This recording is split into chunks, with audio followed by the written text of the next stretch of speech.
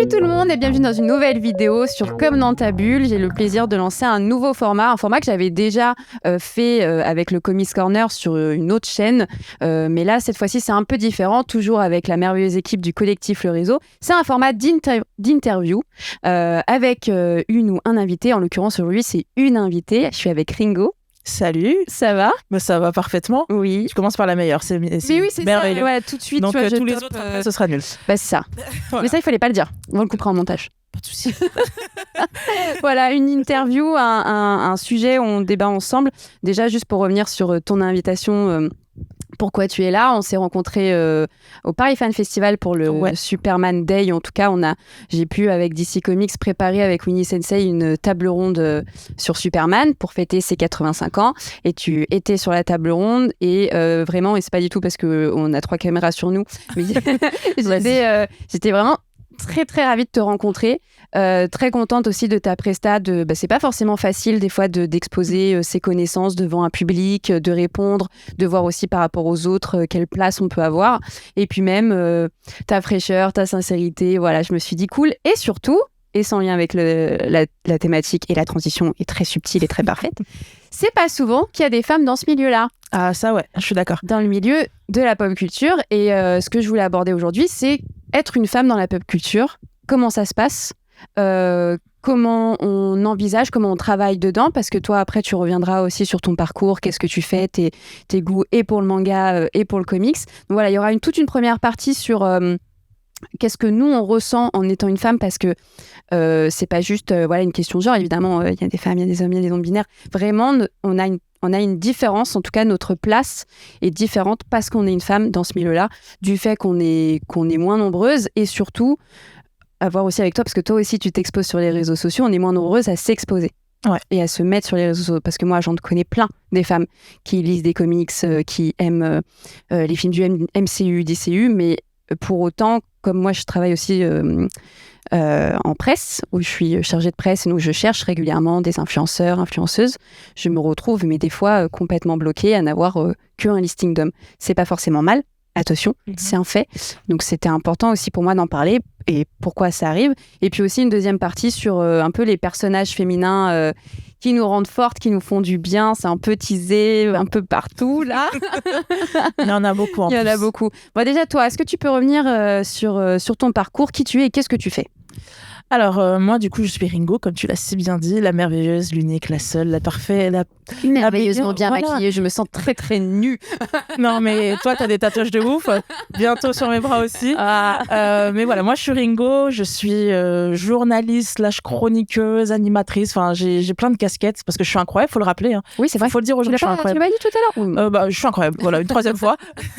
Et je travaille du coup chez Radio France pour Move, où je parle essentiellement de manga et d'animé sur une émission qui s'appelle Yatta, qui est diffusée tous les vendredis de 20h à 22h sur Twitch, et ensuite rediffusée à la radio directement le dimanche de 21h à 23h. Et je fais aussi des petites capsules pour eux, où je reviens sur des mangas, des personnages qui m'ont attiré, ce genre de choses, mais toujours dans l'univers animé et manga.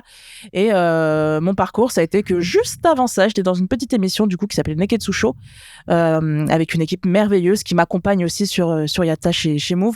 Et dans cette émission-là, on parlait aussi d'anime et de manga, mais aussi de comics, où je pouvais parler plus de ce format que j'aime beaucoup, de cinéma, de séries, enfin vraiment toute la pop culture. Donc c'était vraiment quelque chose d'assez intéressant, en plus parfaitement pour le thème d'aujourd'hui, donc les femmes dans la pop culture. Et voilà, maintenant je suis ici et je suis très ravie. Comment t'es arrivée à aimer autant cette pop culture à travers le manga et le comics ? Quelles sont tes premières lectures et comment t'en as réussi à faire ton métier ? Les contacts que t'as pu avoir Disons que ça a été très jeune. Tout de suite, avec comme beaucoup, je pense, de ma génération, ça a été au début la télé. Beaucoup, que ce soit les animés à l'époque. Donc, moi, je suis à la fin, même à la fermeture du Club Dorothée, donc j'ai pas connu cette époque-là. Mais ça nous a laissé plein d'animés qui ont été extrêmement importants pour ma génération, ou même la précédente et celle qui a suivi. Dragon Ball, Les Chevaliers du Zodiaque, ce genre de choses. Donc, tout de suite, moi, au niveau des animés, des mangas, ça a été mon premier repère. Et pour les comics, c'est un peu pareil. C'est avec des séries d'animation comme Batman, Superman, Justice Justice League, donc forcément beaucoup de DC, c'est ce que je préfère. Voilà, comme ça on le dit tout de suite, je préfère DC. Et les X-Men. Attention. C'est la première fois que je l'ai dit dans cette vidéo. Je l'ai pas encore dit. J'aime beaucoup les X-Men aussi. Du coup, il y avait aussi la série d'animation X-Men que j'aimais beaucoup, énormément. Excellente. Et voilà, c'est comme ça que j'ai fait mes premières armes sur ces formats-là. Et après, je me suis dit, ils existent aussi en bouquin. Donc c'est parfait. Quand j'avais regardé tous les épisodes, j'avais des mangas ou des comics à lire. Donc c'est ce que j'ai fait tout de suite après. Donc il y a eu un peu tout. Forcément, je me suis tout de suite orientée vers Batman, genre de choses. Et côté manga, j'ai repris les classiques avec Dragon Ball. Je me suis dit, lisons, sachant que j'avais les tomes à la maison grâce à mon frère. Donc c'est quelque chose dans lequel j'ai baigné tout de suite et j'ai jamais lâché.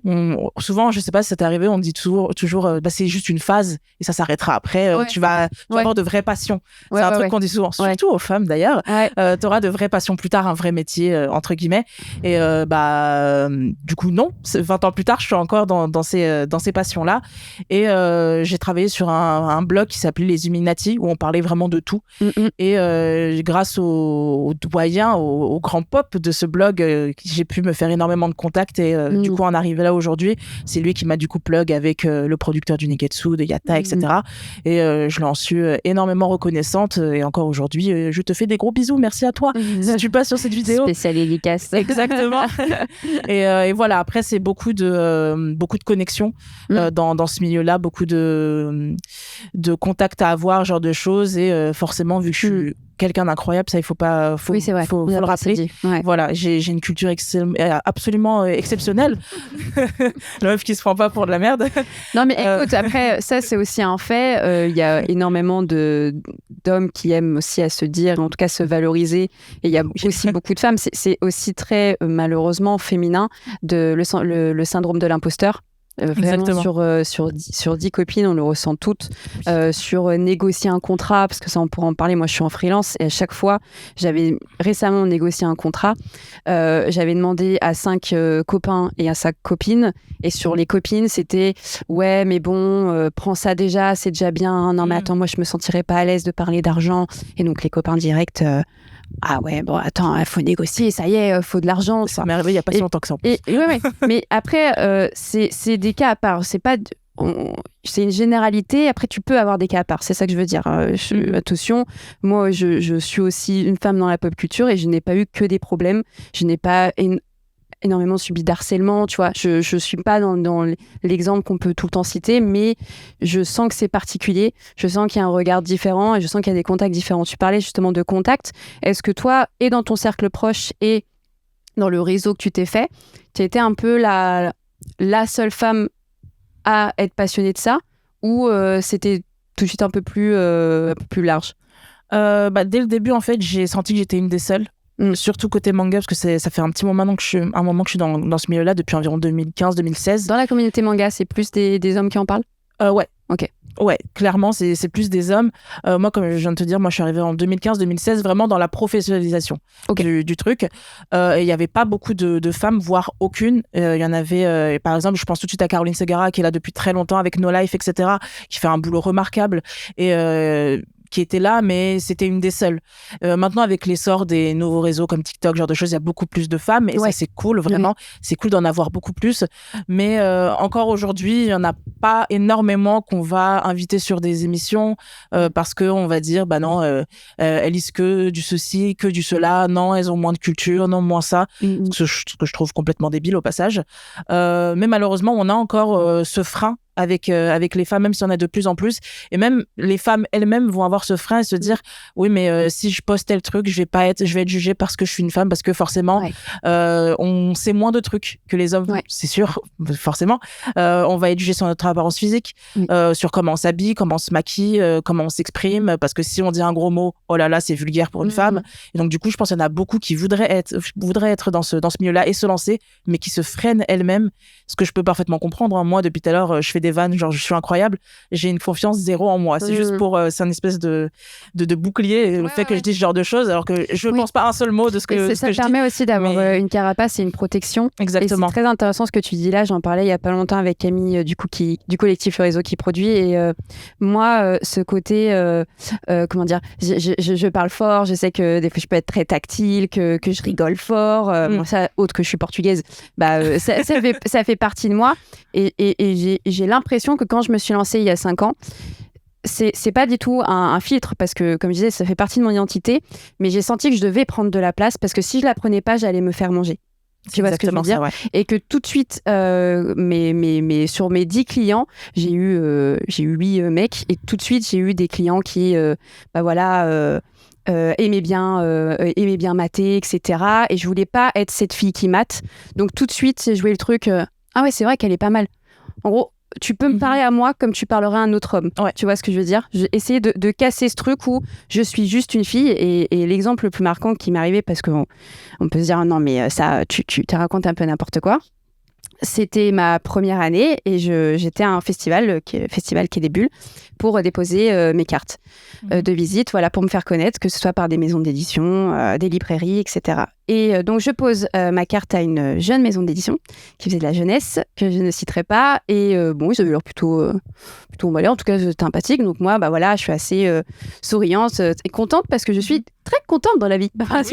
Et ça, c'est important de le dire parce que t'as le malheur d'être jeune, d'être, en l'occurrence, moi, blonde, aux yeux bleus et tu souris tout le temps, t'es débile.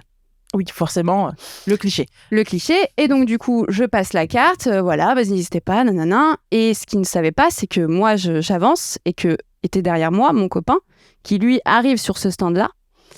Et donc, les 2 mecs disent oh là là, elle est marrante celle-là, elle fait un peu débile. De toute façon, je suis sûre qu'on pourra lui faire un prix plutôt bas et elle dira oui.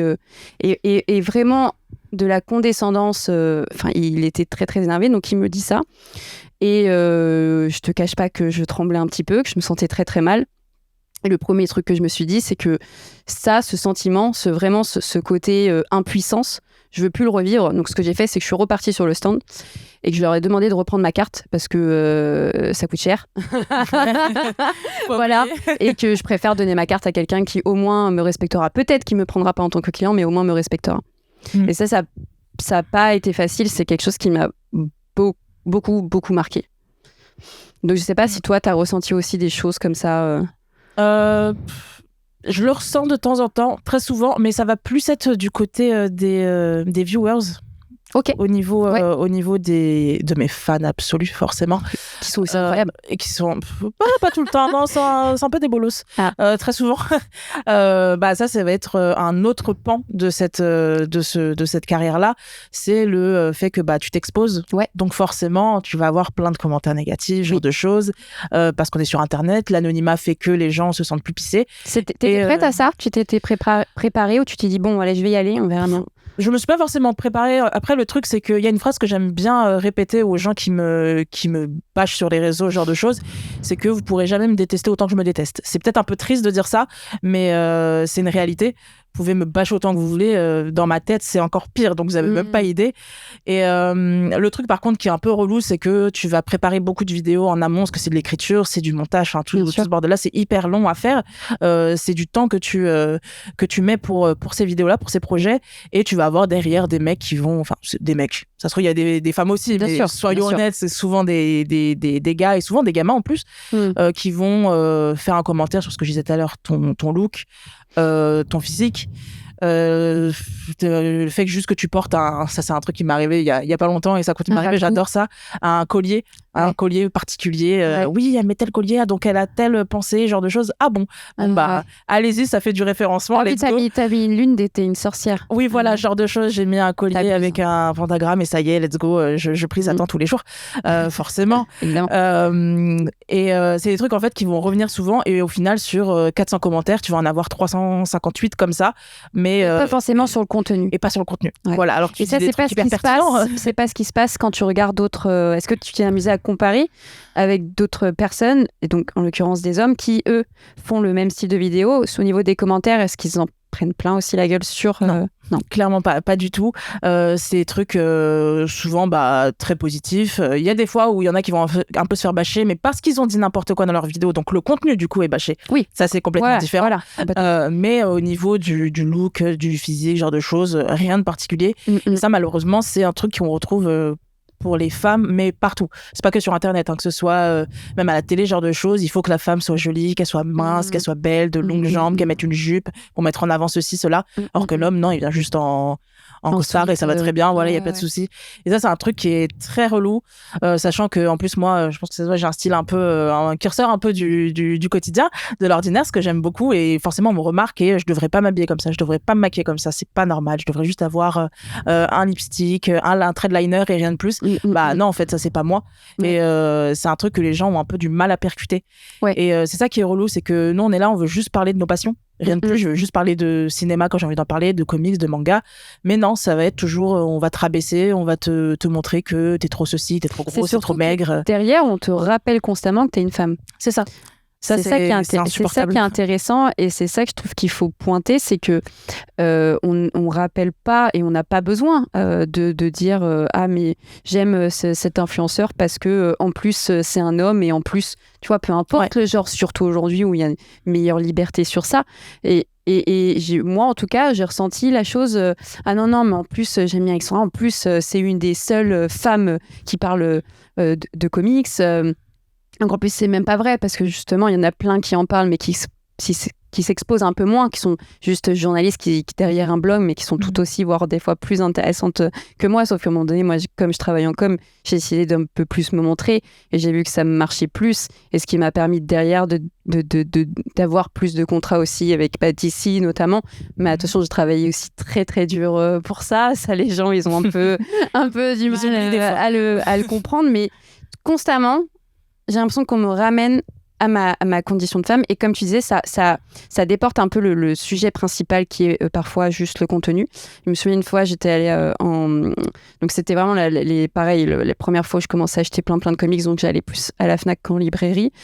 Et voilà, j'en avais plein, vraiment le bras rempli. Et il y avait un mec qui m'avait dit waouh, c'est tellement fou, enfin voilà, vous avez plein de comics, vous lisez plein de comics et en plus vous êtes belle. Bon, attention, je suis pas du tout dans le côté féminisme, on n'a pas du tout le droit de donner des compliments, dire que je suis belle, c'est gentil. C'était vraiment le tout. C'était donc du coup, vous remplissez vraiment bien les petits quotas sympathiques, ça change, pour rentrer dans un paysage urbain qui va me changer, d'avoir... ça veut dire que quoi, est-ce qu'il aurait remarqué que j'étais moche et en plus j'aurais lu des comics ? Du coup, peut-être, il m'aurait peut-être pas parlé. Enfin, tu vois, c'est assez compliqué de, en plus, ramener le côté était une femme et de ramener l'aspect esthétique. Je trouve, en fait, c'est ça qui est un peu relou. C'est que, surtout dans la culture geek, avec de grands guillemets, on va parler ça comme ça.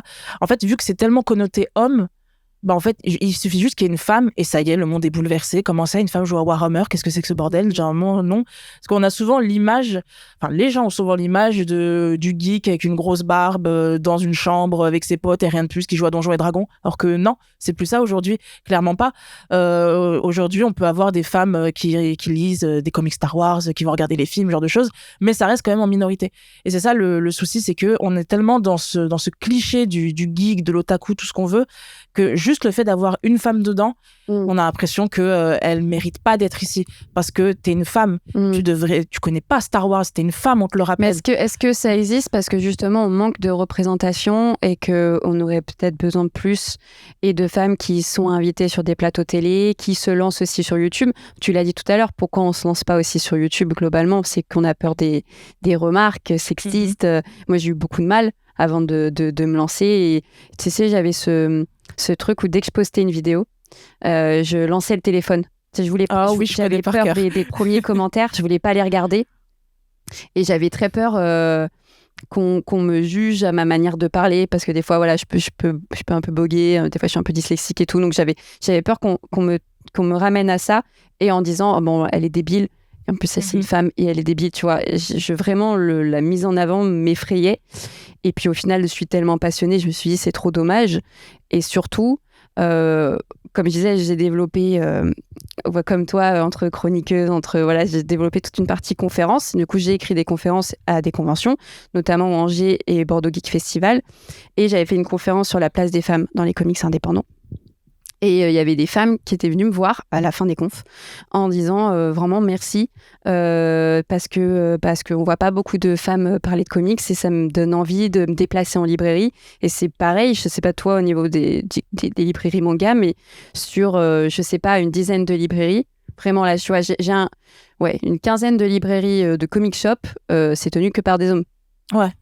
Et donc, tu as quand même cet aspect-là. Et attention, là, tous les libraires à qui je pense, c'est des mecs fantastiques qui sont pros au conseil et à l'accueil. Mais certaines femmes ont vécu certaines choses, ont un peu peur du jugement, ont un peu peur de l'a priori que peuvent avoir certains hommes par rapport à leur passé. Et vont moins aller en librairie. Ou en tout cas, aller moins dans le conseil, moins dans la discussion, vont juste faire un tour et ne pas repartir avec un comics. Ouais, je vois ce que tu veux dire. Ouais. Je veux dire, plus, pour moi, vraiment, mais c'est tout le sujet aujourd'hui sur plein de choses, sur les minorités ou peu importe, la représentation, elle est importante. Plus on a de personnes qui sont comme nous à travers des médias populaires qui sont et les réseaux sociaux et la télé et Twitch, on se dit, ok, moi aussi, je peux faire comme ça. Ou moi aussi, je peux lire ça. Ou moi aussi, je peux jouer à ça, tu vois. En fait, moi, je pense que le problème vient à la toute base de l'éducation. Parce que déjà, dans la tête de la plupart des gens, c'est une fille, c'est les poupées Barbie. Un garçon, c'est les voitures, genre de choses. Donc forcément, quand tu vois que les enfants, ils naissent avec... entourés de genre de choses, de genre de clichés. Et au fur et à mesure, forcément, la fille qui a eu que des poupées Barbie toute sa vie, des tuturos, genre de choses, ça va être compliqué pour elle de se dire je vais basculer dans pourquoi pas aller regarder un film de SF, genre de choses, pour rester dans le Star Wars, parce que c'est vraiment une bonne image. Et le gars, à l'inverse aussi, ça va être compliqué pour lui d'aller regarder un film comédie romantique hyper girly, genre de choses. Oui, c'est ça, et c'est ça le vrai problème. Je pense que ça vient vraiment de là, parce que encore aujourd'hui, les comics, c'est vraiment connoté garçon. Garçons très geek, genre de choses, même s'il y a des personnages qui se sont révélés ces dernières années et qui sont de vrais fers de lance pour les femmes. Je pense d'abord à Harley Quinn avec le cinéma et Catwoman, genre de choses, même Scarlet Witch chez DC, chez Marvel, oula. Oui, mais c'est très récent. Dans MCU. Voilà, c'est très récent. On voit de plus en plus des femmes s'intéresser aux comics, mais ça reste relativement récent et c'est une toute petite minorité. Donc ça, c'est un truc, il faudrait vraiment changer les habitudes et les mentalités dès le plus jeune âge. C'est pour ça, moi, j'ai ma nièce. La dernière fois, j'étais avec elle dans une boutique de jouets et elle voulait absolument une poupée Barbie. Bon, j'ai peut-être été horrible, je lui ai dit non. Mais par exemple, il y avait une poupée d'un personnage féminin dans Star Wars. Bon, elle n'a pas regardé, c'est pas grave, mais je lui ai pris celui-là parce qu'au moins, elle n'avait pas des habits roses. Ça a commencé à rentrer dans sa tête. C'était une femme avec un flingue, genre de choses. Donc, au moins, elle aura aussi dans sa tête le fait que ok, une femme poupée Barbie, c'est très bien. Enfin, il y a peu prendre aussi Barbie. Il y a pas de souci, mais il y a d'autres catégories de femmes dans le monde. C'est pas juste la blonde avec le sac à main, genre de choses. T'as aussi, être une femme, c'est aussi être brune avec un pantalon un peu sale. C'est ça aussi. Et j'essaie de lui faire comprendre ça petit à petit, mais c'est très compliqué parce que à la télé, les dessins animés, dans les jouets, genre de choses. Ça a du mal encore à bouger. C'est très compliqué. Beaucoup que évidemment, on est 5 ans après MeToo, il y a eu énormément d'améliorations et tant mieux, mais on stagne quand même sur ces quelques points. Tu parlais tout à l'heure, et je pense qu'on fera un petit point sur Harley Quinn et son évolution, parce qu'elle représente aussi l'évolution de la société. Mais le début des comics, dans les années 30, beaucoup de personnages féminins ont été créés pour être des love interest. Donc, des femmes qui sont là pour être en couple avec. Lois Lane, elle n'avait pas du tout la même prestance, la même aura qu'on a aujourd'hui. Elle était la petite amie d'eux. On parlait très très peu de sa place en tant que journaliste au Daily Planet. Et de même, j'aime beaucoup citer cet exemple, la toute première Batwoman, dont Katie Kane, elle n'était pas ce qu'on connaît aujourd'hui, la Kate Kane, la cousine de Batman. Elle était la petite amie de Batman. Elle était surtout créée pour faire taire les rumeurs d'homosexualité entre Batman et Robin. Et c'était la parfaite femme de maison qui attendait Batman après qu'il rentre, etc. Donc voilà, il y avait rien à voir avec celle d'aujourd'hui. Rien à voir avec celle d'aujourd'hui, qui est hyper badass, qui a fait l'armée, qui est en couple avec René Montoya sur certains runs. Enfin voilà, incroyable. Même René Montoya, on est quand même sur une belle évolution. Elle est née dans les années 90 avec la série animée Batman TAS, en 1992. Et c'est une femme qui porte en elle plein d'injonctions qui sont l'étrangère, qui tue une femme dans un milieu d'hommes vu qu'elle travaille à la JCPD, qui porte que des pantalons parce qu'on est quand même années 30, années 40, années 50. Si vous regardez les costumes de super-héroïnes, c'est soit compliqué. Soit il n'y a pas de costume, on est en maillot, on est en maillot de bain, soit c'est très court, soit c'est très décolleté. Ça peut être très joli. Il y a plein de costumes de Catwoman hyper sexy que j'adore, mais il n'y avait pas de pluralité dans tout ça. Elle n'était que ça. Donc, encore une fois, si on reparle de représentation, on ne voyait que ça pendant X années. Ça ne pouvait pas exister des persos comme Tank Girl, comme une Harley Quinn d'aujourd'hui, quoi. Est-ce que c'est un peu pareil dans le manga ? Le manga, ça dépend vraiment. Vu qu'il y a plusieurs types de mangas, oui. Ça cible différents publics. Tu vas avoir le shoujo qui va cibler les jeunes filles, le shonen, les jeunes garçons. Donc, en fonction du public que tu cibles, le personnage féminin sera différent, forcément. Tu vas avoir dans les shoujo, donc du coup, qui ciblent les jeunes filles, souvent une jeune lycéenne plutôt naïve. Tu peux avoir après des jeunes filles plus bourrins. Je pense notamment à Maid-sama, qui est un manga qui parle d'une jeune fille qui est obligée d'être une maid en boulot à côté pour subvenir aux besoins de sa famille, et qui va un jour être pris en flag par un de ses camarades, et elle va pas lui lâcher la grappe, elle lui met des grosses tatanes, ce genre de choses. Enfin, elle se laisse pas faire. Donc tu vas avoir ce genre de représentation. Puis après, t'as dans le shonen, du coup, pour les jeunes garçons, des représentations un peu plus du faire valoir, la femme dans ce cas-là. Après, elle peut avoir différents rôles. Elle peut être la jeune fille à sauver. Enfin, il y a vraiment de tout dans le manga, vu qu'il y a plusieurs types de mangas en fonction du lectorat que tu veux toucher. Tu vas vraiment avoir plusieurs trucs. T'as des petites filles qui sont toutes mignonnes, t'en as d'autres qui veulent buter tout le monde. Enfin, vraiment, t'as une grosse diversité dans le manga, même s'il y a beaucoup de clichés qui sont véhiculés. T'as forcément les grosses poitrines pour attirer. Ça, c'est fou, ça. Ouais, ça, c'est un truc, ils adorent ça, très souvent. Puis alors, après, on a la même chose du côté des hommes. Est-ce que c'est aussi une virilité exacerbée avec les hommes avec beaucoup de pectoraux et d'abdos, ou c'est... Enfin, tu vois, il y a ça aussi, mais encore une fois, ça dépend du type de manga. Dans ce qu'on appelle le shonen neketsu, donc du coup avec les valeurs, l'amitié, ce genre de choses. Ouais. Dans les années 80, Goku, il avait de gros muscles, il a été bien musclé. T'avais Kenshiro aussi de Ken le Survivant, aussi bien musclé, plein d'adrénaline, etc. Enfin, tu sais, vraiment dans la vibe des années 80, Stallone, ce genre de choses, Schwarzenegger. Voilà, exactement.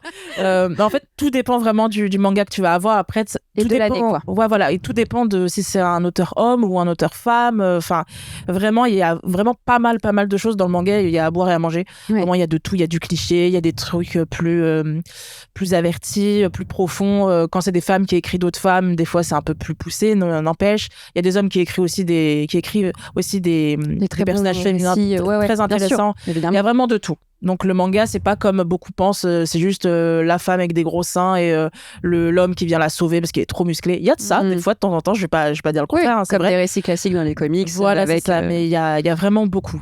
Et ça aide encore plus au fur et à mesure qu'on avance. Après, avec le mouvement MeToo, ce genre de choses, il y a de plus en plus de personnages féminins qui sont mis en avant, qui sont personnages principaux de leur œuvre, notamment dans les shonen. On a eu par exemple Promised Neverland, où c'est une jeune fille qui s'appelle Emma, qui va sauver les gens de son orphelinat. Enfin, c'est un truc qui se retrouve de plus en plus. Et c'est vachement cool. Ouais. Moi, je sais que j'avais lu, c'est un peu une sorte de crossover entre le comics, le manga et la BD. Talia, fille de la lune. Ça dit quelque chose? Oui, c'est français. Ça, c'est super cool. C'est génial. Le personnage féminin est incroyable. Et puis même dans d'autres personnages aussi, on a la représentation d'un homme qui peut être différent, qui est un peu amoureux d'elle, mais en même temps il le cache, en même temps un peu solitaire. Enfin, tu vois, il y a tout un truc qui est plutôt cool. Et c'est très bien décrit par ce scénariste et ce dessinateur. Mais tu parlais tout à l'heure de femmes. Est-ce que il y a aussi une minorité dans les personnes qui écrivent ces histoires-là? Peu de femmes sont à la tête de grandes histoires de manga? C'est pas qu'il y a peu de femmes, c'est que en fait, on va dire qu'il y a peu de femmes dans le genre shonen par exemple, donc pour les jeunes garçons. Forcément, la majorité des femmes écrivent des josei, du coup, c'est ce qu'on appelle des mangas pour jeunes femmes adultes, enfin femmes adultes, jeunes femmes adultes, ça veut rien dire, ou alors des shoujo pour les jeunes filles. Il y a eu par exemple, une qu'on cite beaucoup, c'est Arakawa. Hiromu Arakawa, qui est l'autrice de FMA, du coup Full Metal Alchemist, qui est un immense manga, c'est une légende encore aujourd'hui, et c'est un des meilleurs mangas de tous les temps à mes yeux, et c'est écrit par une femme, et il y en a plein d'autres des comme ça, mais ce qu'on met le plus en avant, c'est les trucs en tout cas très mainstream dans le manga, c'est surtout écrit par des hommes. On va moins se pencher sur des récits un peu plus polar ou un peu plus indé, ce genre de choses, avec des femmes à la tête. Par exemple, on a Akane Torikai, qui est une autrice mais immense, qui a quasiment toute sa bibliographie chez Akata, du coup les éditions Akata, qui publie des récits vraiment poignants, qui met la femme au centre de tout, surtout la femme japonaise, et ça c'est autre chose que la femme occidentale, c'est d'autres trucs, enfin elle essaie de se battre contre le côté mère au foyer, genre de choses aussi, c'est ça, et ça vraiment c'est des récits qui sont très peu connus et que je vous invite du coup à les lire, parce que c'est vachement intéressant, et vraiment de sortir de ce carcan, mais pas que dans le manga ou dans le comic, mais vraiment dans tout le carcan vraiment mainstream, blockbuster, parce qu'il y a plein de trucs à côté. Et je peux comprendre que ce soit un peu terrifiant de se lancer, parce que peut-être que c'est une perte de temps, d'argent, je vais peut-être pas aimer, c'est pas ce que je préfère, mais il faut sortir vraiment de cette zone de confort. Ça c'est un truc, pitié, faites-le. C'est marrant que tu parles de ça, parce qu'il y a un parallèle un peu qui se fait dans le comics, où évidemment il y a de nombreux scénaristes et elles sont là, mais elles sont aussi un peu moins visibles. En France, on connaît beaucoup Elsa Chertier, qui est une dessinatrice et qui a réussi un petit peu à se mettre à la lumière par rapport à tous ces hommes qui sont au dessin. Mais au niveau scénario, elles sont nombreuses, mais elles sont beaucoup reléguées à certains types et à certains récits. On les retrouve dans le young adult, beaucoup. Dans les récits un peu plus pour la jeunesse, et si on a des scénaristes, elles vont être reléguées à des types d'histoires autour de femmes. Moi je pense beaucoup à Joelle Jones, j'allais le citer en plus, sur un run sur Catwoman. C'est très très bien ce qu'elle fait, son dessin est incroyable, sa vision de Catwoman est incroyable, mais pourquoi pas avoir du Joelle Jones sur Batman. Alors après, derrière, là on parle d'une industrie, on ne connaît pas toutes les ficelles, on ne sait pas aussi ce qu'elle veut, peut-être qu'elle avait beaucoup plus de désir pour Catwoman que pour Batman, mais globalement, je ne sais pas quand j'ai lu un récit de Batman avec une femme au scénario. J'ai pas de nom en tête non plus. On peut garder ceux de Lan en vidéo, parce que vraiment... Je vois pas. Là, je vois pas. Au dessin, peut-être, parce que de plus en plus de femmes sont au dessin, et il y a une vraie volonté de diversifier le milieu, et Dieu merci. Mais là, je pense par exemple je pense qu'il faut aller plus sur de l'indé. C'est pour ça que je te parlais du type indé, parce que si on s'ouvre à d'autres maisons d'édition, en France, on a Bliss Édition, 404 Comics, iComics, vont se pencher un petit peu sur des femmes. Vraiment, je conseille, notamment chez Bliss Édition, Anna Templer, qui a écrit Cosmic Night, je dis pas de bêtises, et qui parle de femmes hyper badass dans la galaxie. En plus, deux femmes qui sont en couple dedans. Enfin voilà, c'est trop bien. Trop bien. Mais c'est de l'indé, et elle est moins connue. Et du coup, cette maison d'édition aussi doit travailler beaucoup plus dur pour se mettre en avant. On aura beaucoup moins de lumière sur sa maison et sur ce titre-là. Donc ça, c'est intéressant de se dire qu'il y a des vrais ponts entre le comics et le manga sur ce point-là. Et si toi, tu as un personnage féminin que tu as envie de parler là, et dans le manga et dans le comics, des femmes qui t'inspirent, ou en tout cas qui te donnent la force de se dire « Ok, nous aussi, on peut être badass, quoi ». Alors, dans le manga, moi, celle que je vais citer tout de suite, j'en perds mes mots tellement elle est parfaite, c'est Marie-Joseph Sanson dans Innocent et Innocent Rouge, qui est en fait un manga qui va parler de la période de la terreur.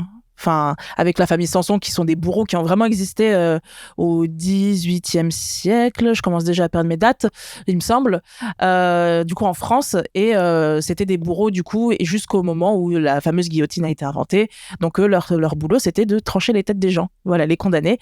Et Marie-Joseph Sanson, c'est la petite sœur de Charles-Henri Sanson, du coup, qui est à la tête de cette famille.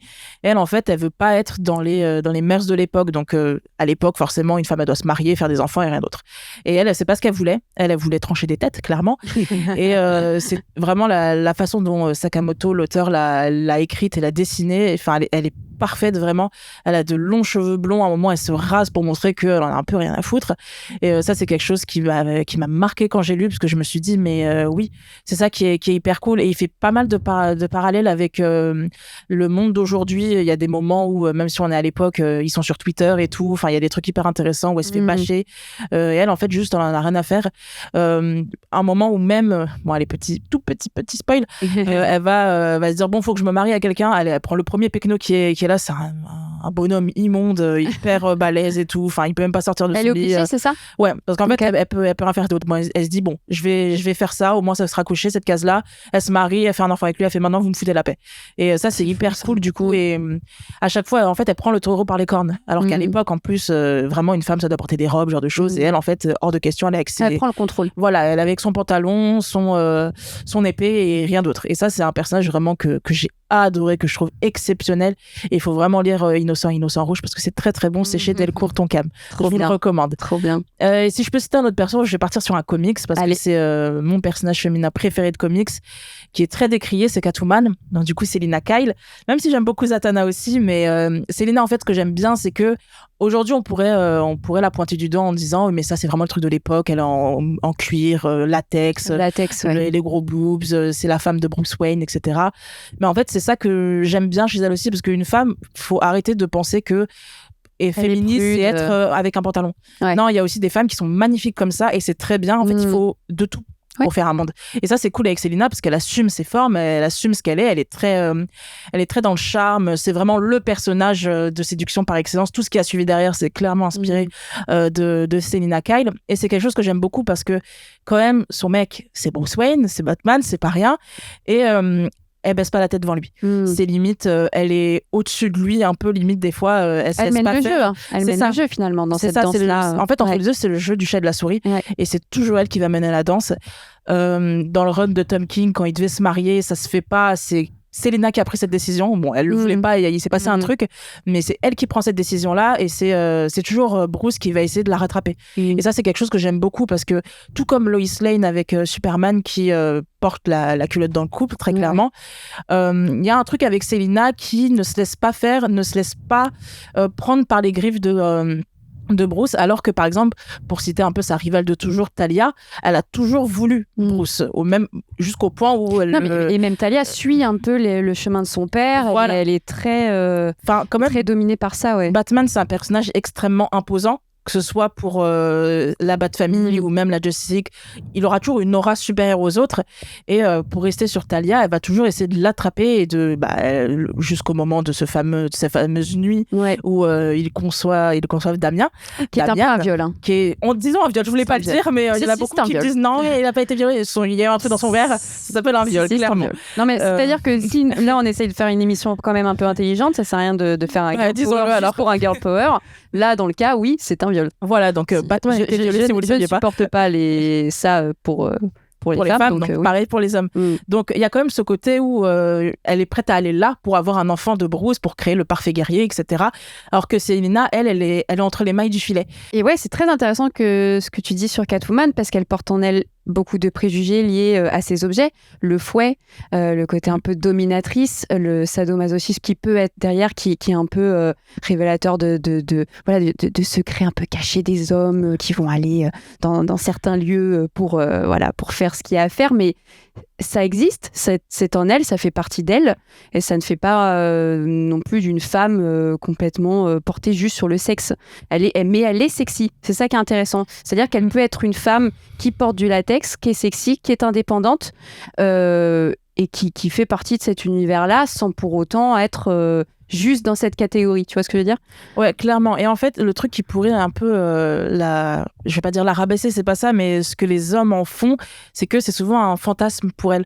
Ouais. Enfin, t'as juste à voir, je suis jamais allée dans ce genre de truc, mais peut-être quand tu vas dans une boutique portée sur la chose, il doit y avoir des costumes Catwoman, parce que c'est un délire, tu vois, comme il y aurait un costume à côté de policière, ce genre de choses, t'as le costume Catwoman.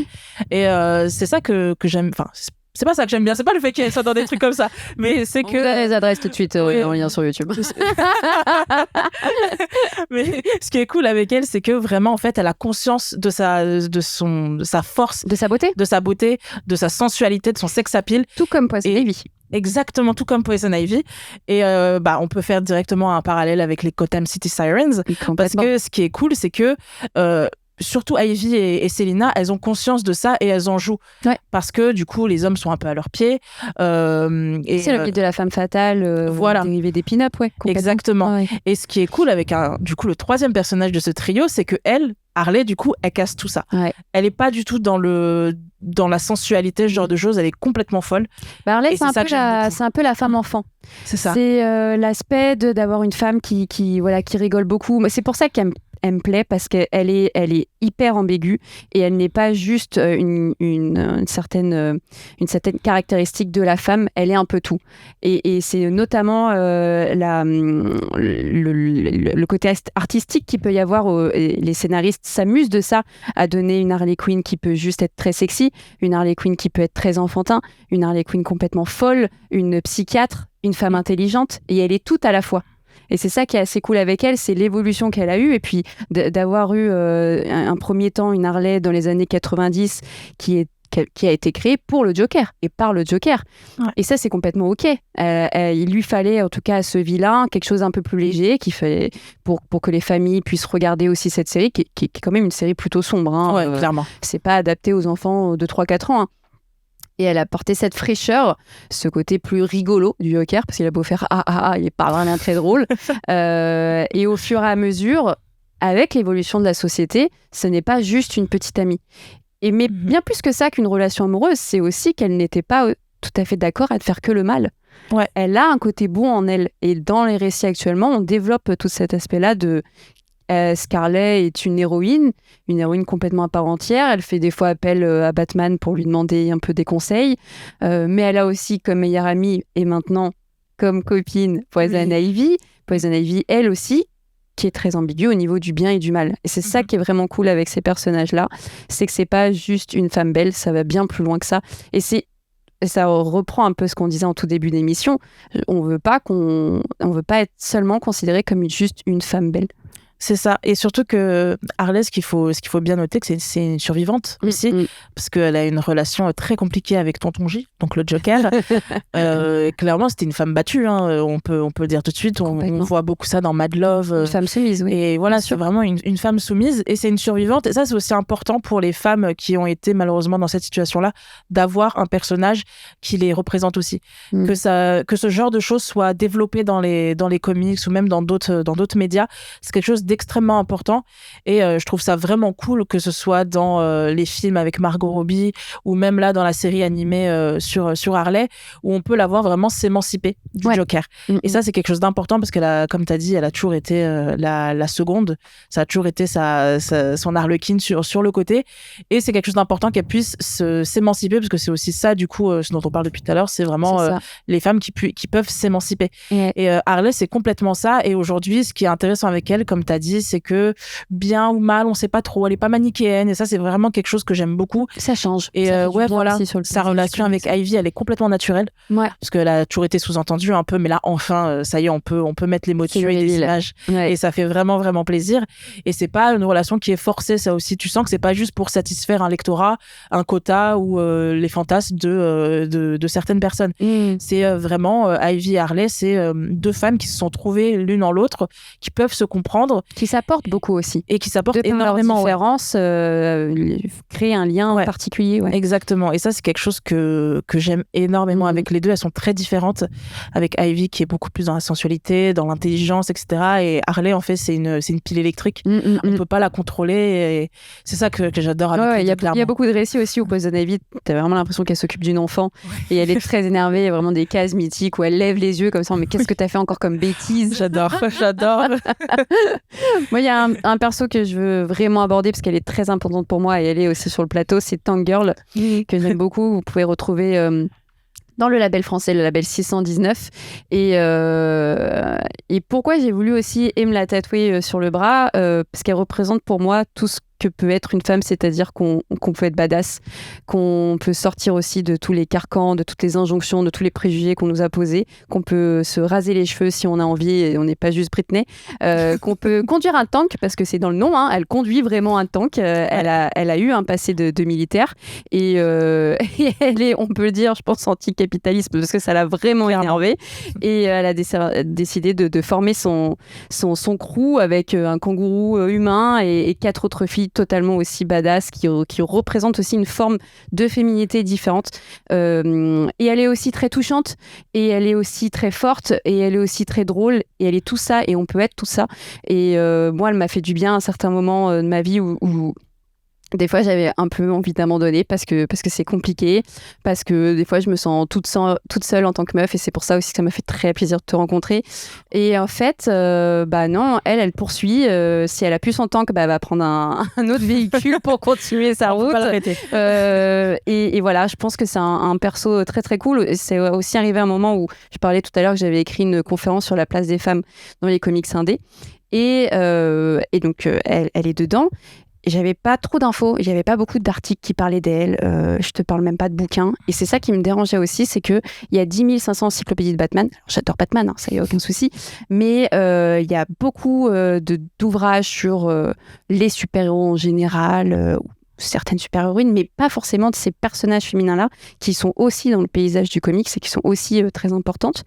Et c'est de là, avec Floriane, qu'on a voulu, et en tout cas qu'on essaye de bosser sur un bouquin qui s'appellerait Portrait d'héroïne remarquable, qui sera un bouquin autour de 15 personnages féminins et mainstream, parce qu'on peut pas évidemment passer outre Harley Quinn ou Catwoman qui sont très intéressantes par leur évolution, et évidemment Tank Girl, il y aura aussi Red Sonja, il y aura aussi Storm, et il y aura aussi les filles qui sont dans Stranger in Paradise, voilà, des comics beaucoup plus indés, comme Erika dans Something is Killing the Children chez Urban Comics, parce qu'elles sont présentes. Erika notamment, c'est une jeune fille mais aussi qui sort de ce qu'on doit penser d'une femme. Elle tue des démons et elle aide aussi un garçon qui lui reprend un peu une sorte de personnalité féminine. Il est très effrayé, il a vraiment besoin d'elle. Ça, c'est cool, ça fait du bien. Ouais, clairement. Ça fait vraiment du bien. Mais en plus, toi, tu parles de Tank Girl. Je suis amoureuse de ce personnage. Parce que forcément, le dessinateur principal, ça a été Jimmy Hewlett, co-créateur de Gorillaz, mon groupe préféré, donc forcément. Ouais, oui. Et c'est un personnage que j'aime vraiment beaucoup. Et en plus, si tu adores Tank Girl, je t'encourage vivement à lire. C'est un manga, du coup, petite recommandation, Bambi. Ok. Bambi qui en fait est j'ai l'impression en fait il s'est inspiré de Tank Girl, clairement. J'ai l'impression de la voir. Et c'est hyper cool. C'est une tueuse à gages qui n'en a rien à faire, qui est complètement zinzin, vraiment Tank Girl, c'est elle. Et elle doit ramener un petit garçon à 3 vieillards. Bon, c'est un peu bizarre dit comme ça. Qu'est-ce que tu racontes là? Mais en fait parce qu'il y a plein de gens qui cherchent ce petit garçon et qui vaut des millions. Et on sait pas trop pourquoi, etc. Et elle, en fait, on en a rien à faire. Le gamin l'attrape comme ça, elle le jette partout, elle s'en fout complètement. C'est une mercenaire, quoi. Voilà, elle bute tout le monde, elle est super cool, elle est très punk en plus dans sa façon d'être. Trop bien. Donc c'est parfaitement comme Tank Girl. Et moi, je te rejoins complètement sur les personnages féminins comme ça dans les comics indépendants qui méritent d'être plus mis en avant parce qu'on en a beaucoup besoin. Je pense par exemple à Snot Girl, qui est un personnage que j'adore. Qu'est-ce qu'elle est débile. C'est en fait tout simplement, c'est dans le titre, c'est une fille qui a toujours de la mort au nez. Et juste ça, je me suis dit mais oui, parce que c'est mon cas, j'ai toujours la mort au nez. Donc je me suis dit, je suis représentée dans ça aussi. Enfin. Voilà. Et c'est une jeune fille qui va se faire tromper, tout le monde va la lâcher, elle tient un blog, ça fonctionne plus trop bien. Enfin, c'est vraiment des trucs qui peuvent arriver à tout le monde.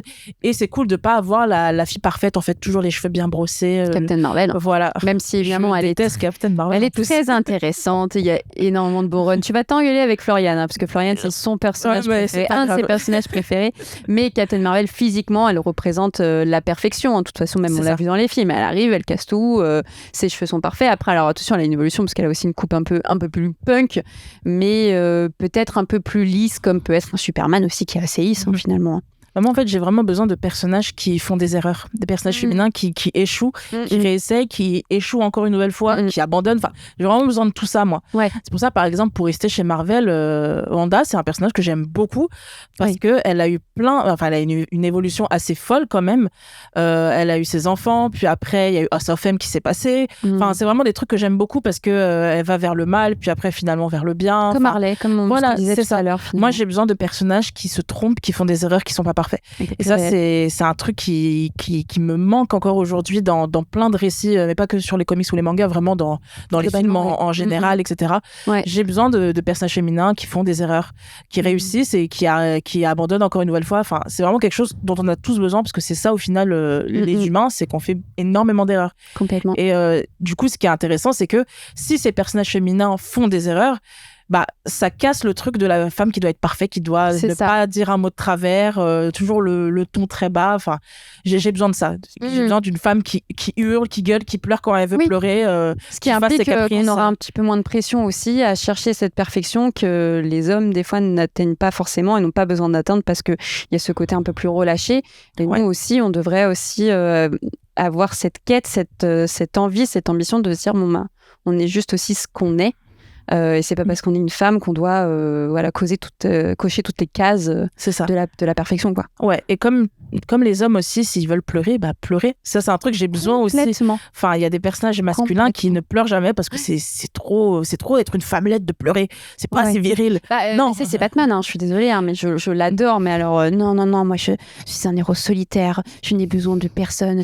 Mais en même temps, écoute, tu t'es toujours pas remis la mort de tes parents. Et t'as 50 ans. Enfin, et en même temps, t'es entouré de la Bat Family, du commissaire Gordon, et dans le comics La Dernière Sentinelle, tu vas dans n'importe quel pays, il tape un numéro, il a tout le monde qui peut l'aider. Ouais, c'est vrai. Il y a aucun mec qui est encore plus entouré que Batman, mais il est solitaire. Il est solitaire. Il a 4 enfants. Enfin, voilà, c'est même et c'est ça qui est bien aussi, c'est sa malléabilité où on peut faire tout et n'importe quoi avec lui. Un comics un peu plus solitaire, un comics où il est un peu plus avec la Bat Family. Mais c'est beaucoup de ouin pour pas grand-chose. Ah, ça me fait mal quand tu dis ça. Mais je peux pas te donner tort, forcément, parce que c'est un truc qui revient très souvent chez Batman. Et c'est pour ça, pour revenir sur le run de Tom King et sur Selina, c'est un run que j'aime énormément parce qu'en fait, tu te rends compte que Batman, il se sent seul, etc. Mais quand Selina est là, donc du coup, la femme de sa vie, donc une femme, là, le monde est parfait, le monde est beau, le monde, il est rose, etc. Et malgré lui apporte une stabilité. Voilà, malgré qu'il y avait ses enfants, les 4 Robins, il y avait Alfred, etc. C'est seulement quand il a sa femme qui est auprès de lui que là enfin ça va, il se marie, etc. C'était un grand événement en plus dans la sphère d'ici, le mariage de Catwoman et Batman, et ça c'est quelque chose que j'ai adoré parce que déjà c'est mon couple préféré, voilà. Et surtout qu'il n'y avait pas le côté vraiment sexuel entre les deux, comme on a pu avoir dans le run avec Guillaume March sur Catwoman où vraiment ils couchent ensemble dès le début, etc.